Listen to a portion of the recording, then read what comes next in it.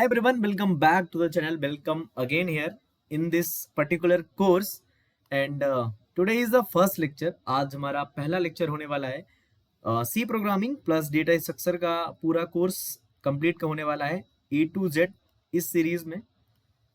आपको फॉलो क्या करना है, मैं सारी चीजें पहले बताता हूँ। ये हमारा इंट्रोडक्शन टू प्रोग्रामिंग लिखा हुआ है, ठीक है, सी प्रोग्रामिंग है, ठीक है।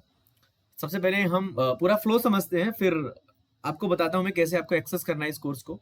देखो यहाँ पे A to Z होगा कोर्स और 100% सारे PYQs आपसे सॉल्व होंगे, ठीक है। ऑलरेडी हमने एक कोर्स बना रखा है एल्गोरिथम्स का, उसकी लिंक आपको डिस्क्रिप्शन में मिल जाएगी और एल्गोरिथम्स का आप रिव्यूज दे सकते हैं। मैं रिव्यूज वाला वीडियो भी बना दूंगा, लोगों ने रिव्यू जो दिया है 100% कोर्स कवर है और सारे PYQs आप कर पाएंगे अगर वो कोर्स देखते हैं तो, राइट।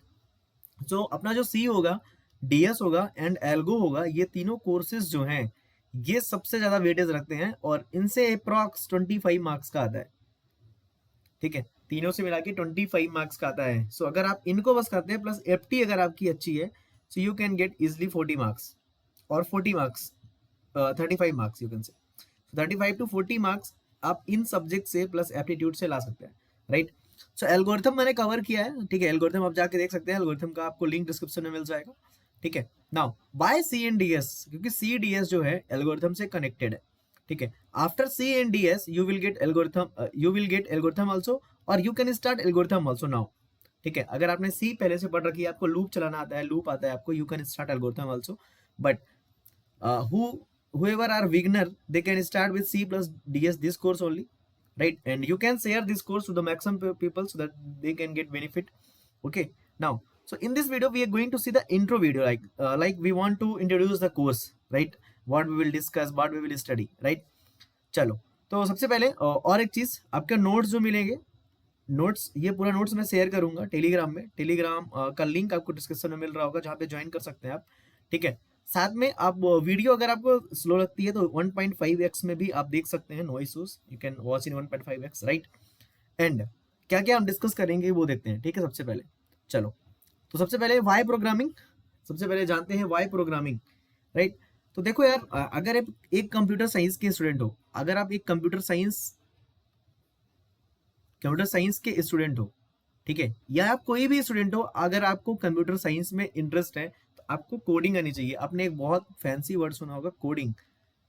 सो कोडिंग करने के लिए you need a programming language, right, got it. तो कंप्यूटर साइंस वाले जो भी काम करते हैं, मोस्टली जो लोग सॉफ्टवेयर इंजीनियर बनना चाहते हैं, मतलब सॉफ्टवेयर इंजीनियर बनना चाहते हैं, डेवलपर बनना चाहते हैं, वो क्या यूज करते हैं, प्रोग्रामिंग यूज करते हैं, सिंपल शब्दों में, ठीक है। तो आपने एक फैंसी वर्ड सुना होगा कोडिंग। कोडिंग करने के लिए हमें एक लैंग्वेज की जरूरत होती है और उन लैंग्वेजेस को हम बोलते हैं प्रोग्रामिंग लैंग्वेजेस, राइट। एग्जाम्पल के तौर पे हम देख सकते हैं C++, Java you can see, ठीक है, Python you can see. These are the languages. अगर आप पहली बार आ रहे हैं प्रोग्रामिंग लैंग्वेज के कोर्स में तो you know the names, right. Now so you know that कि प्रोग्रामिंग ये हो गई, हमें जरूरत क्यों पड़ती है हमें समझ में आता है। बाय प्रोग्रामिंग एक चीज और समझ में आती है कि हम इसकी जरूरत क्यों पड़ी हमें। तो अगर मैं कोई भी चीज बोल रहा हूँ, अगर मैं आपको पढ़ा रहा हूँ, ठीक है, तो आप मेरी बात को समझ रहे हो, जो भी लेक्चर में समझा रहा हूँ, हिंदी आप समझ रहे हो, इंग्लिश आप समझ रहे हो, राइट। लेकिन एक कंप्यूटर हमारा, एक कंप्यूटर है, ठीक है, उससे मैं कोई भी चीज अगर हिंदी में बोलता हूँ, इफ आई विल सी इन हिंदी, हिंदी में क्या इस बात को वो समझ पाएगा? क्या इंग्लिश में अगर मैं बात करता हूँ कंप्यूटर से समझ पाएगा? नहीं। So to talking the system, for talking the system, हमें सिस्टम से बात करने के लिए एक मीडिएटर की जरूरत पड़ती है, उसको बोलते हैं प्रोग्रामिंग लैंग्वेज। सिंपल शब्दों में, अगर बिगिनर हो तो आप समझो कि अगर हमें कंप्यूटर को किसी तरह से कोई भी चीज समझाना है तो हम उसको कैसे समझाते हैं? प्रोग्रामिंग के थ्रू। तो हम कुछ लिखेंगे चीजें यहाँ पे प्रोग्रामिंग, ठीक है, हम कुछ कुछ अपना कोड लिखेंगे, उसको कंप्यूटर को दे देंगे, कंप्यूटर उसको समझ जाएगा और वो ट्रांसलेट कर लेगा, ठीक है। सो प्रोग्रामिंग लैंग्वेज हम क्या लिखते हैं? कोड लिखते हैं, ठीक है, कोड। और कोड को फिर हम कन्वर्ट करते हैं किसमें? 0-1 में। आप जानते हैं कंप्यूटर 0-1 समझता है और उसको कन्वर्ट करने के लिए बीच में हमारे पास एक चीज होती है, दैट इज कंपाइलर, ठीक है। तो बहुत ही सिंपल शब्दों में अगर मैं बोलूं, कंप्यूटर नॉर्मल बातें समझ नहीं सकता है, जो भी हम बात करते हैं आपस में, हिंदी इंग्लिश जो भी आपकी क्षेत्रीय भाषाएं हैं वहां पे, तो कंप्यूटर समझता है केवल 0-1। और कोड हम जो लिखते हैं प्रोग्रामिंग लैंग्वेज में लिखेंगे, किस में लिखेंगे? किसी भी प्रोग्रामिंग लैंग्वेज में, सपोज दैट C है, C++ है, जावा है, ठीक है, कोई भी लैंग्वेजेस में हम कोड लिखेंगे और इसको कंपाइलर कन्वर्ट करके 0-1 में बदल देगा और 0-1 कंप्यूटर इजिली अंडरस्टैंड कर सकता है, right. So that is the meaning of the why programming. आपको समझ में आया कि प्रोग्रामिंग की जरूरत क्यों है, ठीक है। चलो आगे बढ़ते हैं। वाई सी प्रोग्रामिंग, तो बहुत बड़ा क्वेश्चन। तो अगर आप फर्स्ट ईयर में हो या सेकेंड ईयर में हो, ठीक है, तो आपने अगर कॉलेज में देखा हो तो फर्स्ट सेम में या सेकेंड सेम में, ठीक है, आपके कॉलेज में सी प्रोग्रामिंग होती है। और सी प्रोग्रामिंग एक टफ लैंग्वेज है। अगर आप इसको सीख जाते हो ना, सी प्रोग्रामिंग को, सी लैंग्वेज को अगर सीख जाते हो, सी लैंग्वेज को, you can easily learn C plus plus and Java, ठीक है, any language you can learn अगर आप स्टार्ट करते हो सी से, क्योंकि सी थोड़ी सी टफ है, थोड़ा सा सिंटेक्स वगैरह सीखना पड़ता है, ठीक है। सी प्लस प्लस उसी का वेरिएंट है। आगे अगर थोड़ा थोड़ा सा दिमाग लगाओगे सी प्लस प्लस इजिली हो जाएगा। और सी लैंग्वेज का सबसे इंपॉर्टेंट चीज ये है कि जो भी तुम्हारे एग्जाम होंगे, गेट का एग्जाम होगा, ठीक है, इसरो का एग्जाम होगा, बार्क का एग्जाम होगा, BARC का, अगर आप यूजीसी नेट देना चाहते हैं, यूजीसी नेट, ठीक है, और कोई भी PSU का एग्जाम देना चाहते हैं, गवर्नमेंट एग्जाम देना चाहते हैं, सब में अगर आप देखेंगे 99.99% यहाँ पे तुम्हारा सी लैंग्वेज पूछा जाता है। Only on GATE DA I think they are asking Python, right, programming in Python DA में पूछते हैं, बट इन सारे एग्जाम्स में सी प्रोग्रामिंग पूछते हैं। और आपके कॉलेज में भी क्या है, सी प्रोग्रामिंग है। और सी प्रोग्रामिंग फर्स्ट लैंग्वेज है, ऐसा बोल सकते हो, जो एक इंजीनियर को या एक स्टूडेंट को पढ़ाई जाती है। So we are going to learn C programming, और गेट में यही पूछी जाएगी, गेट CSE में, राइट। सो आई होप कि आप वाई सी प्रोग्रामिंग समझ गए होंगे, राइट। चलो इंट्रो वीडियो है तो थोड़ा सा जल्दी जल्दी करेंगे अपन। इंट्रो देखो रहा अपना। Let's see what is syllabus, GATE CSE syllabus of CNDS. So this is from GATE 2025 और this is same as GATE 2024, GATE 2023. तो I hope कि 2026 में भी कोई चेंजेस ना होगी, no need to change, no changes I guess in 2026। अगर होता भी है तो थोड़ा बहुत होता है, माइनर चेंजेस 1-2% चेंजेस होते हैं, वो अपन कवर कर लेंगे, right. Now so this I have already covered, algorithm already covered, you can watch that video, that series, है ना, आप जीरो से देख सकते हैं सारी सीरीज। नाउ हम क्या क्या सीखेंगे, सबसे पहले देखते हैं प्रोग्रामिंग ये डेटा स्ट्रक्चर में हम क्या देखेंगे, प्रोग्रामिंग इन सी, ठीक है, प्रोग्रामिंग देखेंगे और बेसिक चीज समझेंगे, डेटा टाइप क्या होता है, वेरिएबल क्या होता है, लूप क्या होता है, सारी चीज समझेंगे। Now will understand recursion, important topics, arrays, stacks, queues, link list, trees, binary search trees, binary heaps and graphs, ये सारी चीजें हम समझने वाले हैं, राइट। और बहुत ही इंपॉर्टेंट है ये, अगर आप प्लेसमेंट की भी तैयारी करते हैं तो प्लेसमेंट में भी आपके ये काम में आने वाला है, ठीक है, कोई भी आप एग्जाम लिखेंगे तो काम में आने वाला है। So this is the syllabus, you can C in official site, you just type in the browser GATE 2025 GATE CSE course, easily you will get first PDF by the IIT Roorkee, right। okay, one more thing I will I would like to tell कि अगर आपको language का issue है थोड़ा, मतलब आपको हिंदी चाहिए, pure Hindi चाहिए, या प्योर इंग्लिश चाहिए, या हिंदी इंग्लिश मिक्स चाहिए, तो you can comment down, right, whatever issues are there in this particular slide or lecture, you can just comment down so that I can consider next video, right।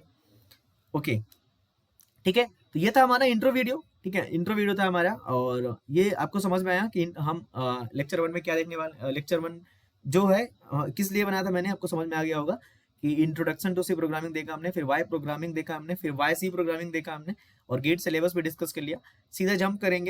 सीधा jump करेंगे हम important points पे, और सीधा अपने course पे jump करते हैं, ठीक है।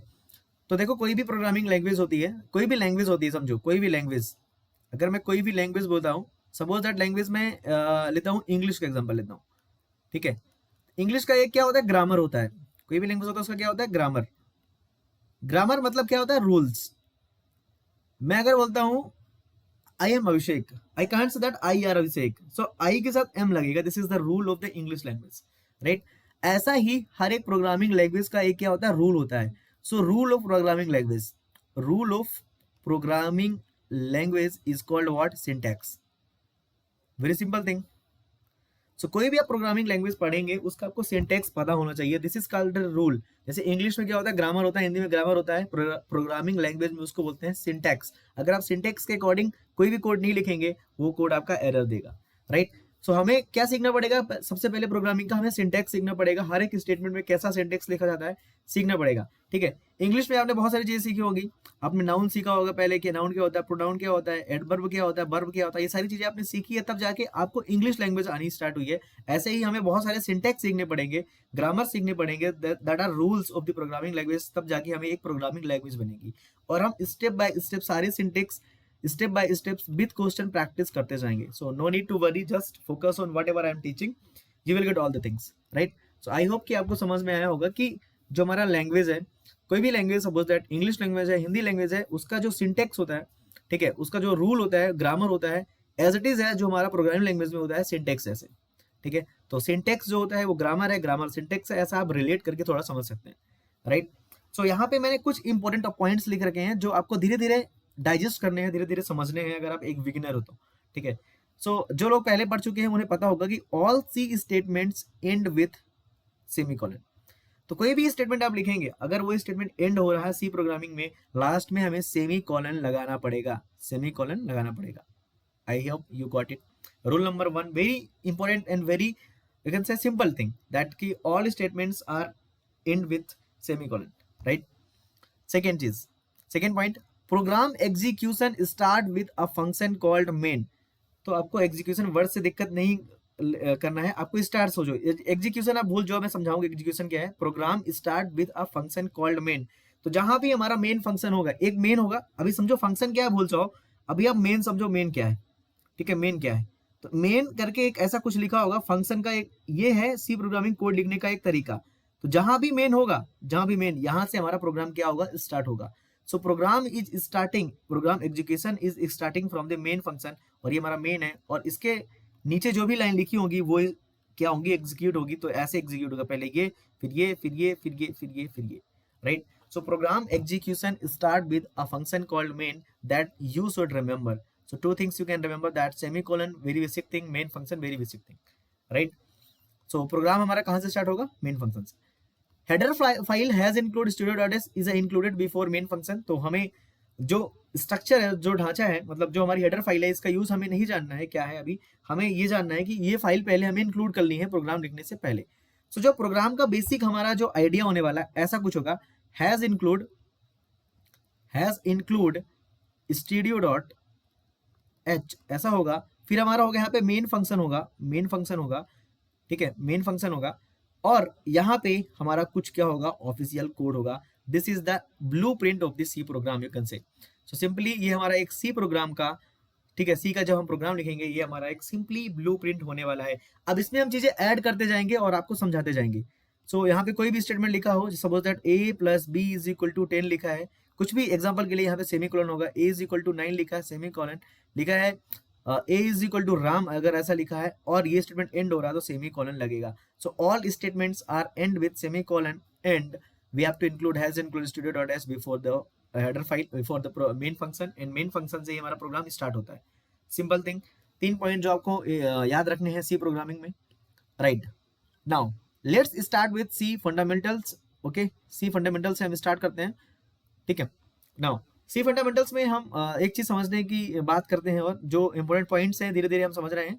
सो नंबर पॉइंट 1 इज कि सी सपोर्ट्स ए टू जेड, जो भी हमारा इंग्लिश के लेटर्स हैं, ए जेड लेटर्स सबको सपोर्ट करता है। ये 0 to 9 डिजिट सपोर्ट करता है। 29 special characters, no need to remember, मैं बता रहा हूँ बस जस्ट फॉर इन्फॉर्मेशन ये चीजें, ठीक है। C supports white space like blank space और टैब। तो अगर आप ऐसा लिखते हो कि ए देन कॉमा, फिर अगर बी लिखते हो स्पेस देके, तो ये सपोर्ट करता है सी, ठीक है। सो बेसिक चीजें हैं जो आपको याद नहीं करनी है, बस समझनी है। कि अगर मैं कहीं लिख दूं कि सपोज अगर कहीं भी लिखता हूँ कि ए से स्टार्ट कोई भी चीज लिखता हूँ, ए से इससे कुछ लिखता हूँ P Q R, so you have to understand that कि कैपिटल ए से लेके जेड तक जो भी अल्फाबेट है, स्मॉल ए से जेड तक जो भी अल्फाबेट है, 0 से 9 तक जो भी डिजिट्स हैं, 29 स्पेशल कैरेक्टर्स हैं, मैं बताऊंगा साथ में, प्रैक्टिस पे समझ में आएगा।